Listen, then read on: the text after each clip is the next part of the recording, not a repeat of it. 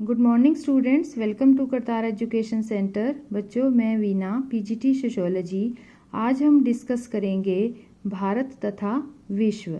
ये आपका third topic है आपकी पुस्तक का और बुक है आपकी समकालीन भारत यानी कि भूगोल की बुक है। बच्चों, अभी हम पिछली वीडियो में डिस्कस कर चुके हैं भारत का आकार, भारत की स्थिति। इसके अंदर हम डिस्कस करेंगे कि भारत जो है वो कौन से महाद्वीप में स्थित है, हिंद महासागर किस तरह व्यापार में हमारी मदद करता है और हिंद महासागर का नाम क्यों ऐसे पड़ा, कौन सी ऐसी नहर खोदी गई जिससे कि 7000 किलोमीटर का शॉर्टकट समुद्री मार्ग में आया। इस तरह के बहुत से प्रश्न हैं जिसका हल आपको इस वीडियो में मिलेगा। तो हम यहाँ से स्टार्ट करते हैं। सबसे पहले आप देखो विश्व में कितने महाद्वीप हैं। उत्तरी अमेरिका, दक्षिण America, Africa, Europe, Asia, Australia और अंटार्कटिका। लेकिन हमारा प्यारा भारत कहाँ पर है? एशिया महाद्वीप में। ये देखो, एशिया महाद्वीप का ये पश्चिम है और ये पूर्वी भाग है। इन दोनों के मध्य में भारत जो है वो स्थित है। और ऐसे भी कह सकते हैं कि एशिया का जो विस्तार दक्षिण की तरफ है वहाँ पर हमारा प्यारा भारत स्थित है।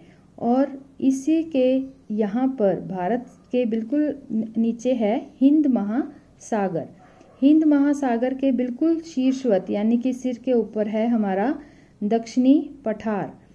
हिंद महासागर से ही हम पश्चिमी एशिया, ये है पश्चिमी एशिया, अफ्रीका, यूरोप, इनके साथ हमारा व्यापार होता है।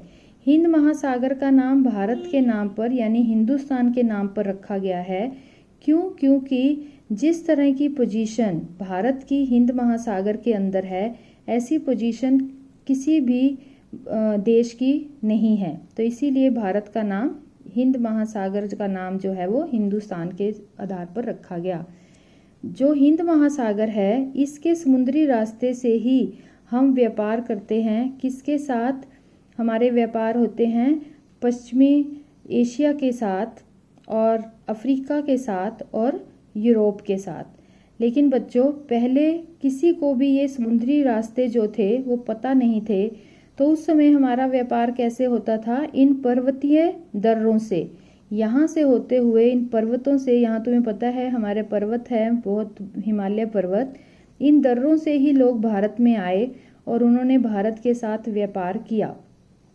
किस चीज़ का व्यापार था? कपड़े का व्यापार, मसालों का, मलमल का। तो इस तरह का व्यापार हुआ और यही इन्हीं देशों से हमने बहुत सी कला सीखी, वास्तुकला सीखी, मीनार की कला, गुंबद बनाने की कला, ये हमने सीखी। बच्चों, जब समुद्री मार्ग से व्यापार स्टार्ट हुआ तो यहाँ जाने के लिए यहाँ से ऐसे घूम कर, इससे ही समुद्री रास्ते से लोग यहाँ पहुँचते थे।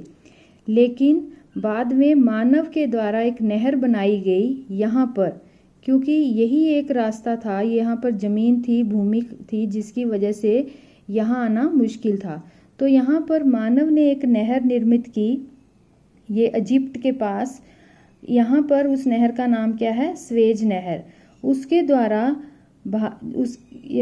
द्वारा समुद्री रास्ते में 7000 का शॉर्टकट पड़ा। ये नहर बनी 1869 में और यहाँ से होते हुए समुद्री रास्ते से ये लाल सागर है। लाल सागर से स्वेज नहर को क्रॉस करके भूमध्य सागर से होते हुए हम कहाँ पहुँच गए? यूरोप। तो अब ये हमारा है शॉर्टकट। कितने किलोमीटर का? 7000 का शॉर्टकट हमको मिला। इस तरह से आपको पता चल गया होगा कि हिंद महासागर से किस तरह से हमारा दूसरे विश्व के साथ व्यापार जो है समुद्री रास्ते से होता है। तो बच्चों, इस सारे को हम शॉर्टकट में लिख सकते हैं याद करने के लिए पॉइंट्स को। क्या क्या हमें पॉइंट्स पता चले? भारत और विश्व, एशिया के पूर्व और पश्चिम के मध्य में भारत स्थित है। दक्षिण विस्तार पर भी हम बोल सकते हैं। हिंद महासागर पश्चिमी यूरोप, पूर्वी एशियाई देशों के साथ हमारा व्यापार कराता है। दक्षिण पठार बिल्कुल इसके सिर के ऊपर है। पश्चिमी एशिया, अफ्रीका, यूरोप, पूर्वी एशिया के साथ हमारे संबंध हैं। ये देखो, ये है पश्चिमी एशिया, ये है पूर्वी एशिया। तो हिंद महासागर से ही हमारे इनके साथ संबंध हैं। हिंद महासागर में तटीय सीमा भारत की ही है, इसी कारण भारत के नाम पर, हिंदुस्तान के नाम पर हिंद महासागर है। 1869 में स्वेज नहर बनाई गई और 7000 किलोमीटर शॉर्टकट मिला। भारत का संबंध उत्तरी पर्वतों के दर्रों से था। समुद्री मार्ग भारत को पता नहीं था, इन्हीं रास्तों से आदान प्रदान होता था।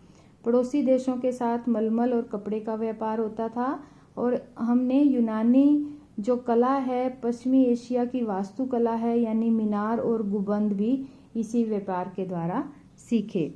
तो इससे मुझे उम्मीद है कि आप लोगों को ये टॉपिक अच्छे से समझ आया होगा। आपने अपनी बुक को इसके साथ रीड करना है और याद करना है। Thank you. Have a nice day. God bless you all.